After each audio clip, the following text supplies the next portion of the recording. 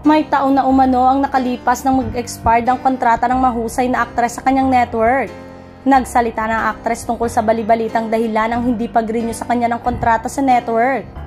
Minsang sinagot na din ito ang mga ipinupukol na issue sa kanya, kabilang ng aligasyong attitude problem at pagtataas ng talent fee. Di ni aktres, manggagaling na sa akin, walang katotohanan po yun.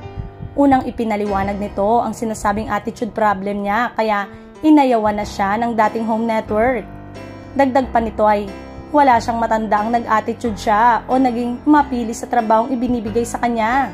Paliwanag ng aktres, in all honesty, wala akong maalala na nag-attitude ako. Wala rin daw katotohanang nagpapataas ito ng talent fee kaya't hindi na maayos ang negosasyon. Sa usapin pa rin ang pagpapataas ng talent fee, inamin nito na minsan ay iniisip niya kung worth it ba siya na ibinibigay sa kanya. Para minsan naki-question ko yung worth ko na parang hindi ko worth it. Mula raw nang mag-expire ang kontrata niya, lagi lang niyang ipinagdarasal na sana ay hindi siya maubusan ng trabaho.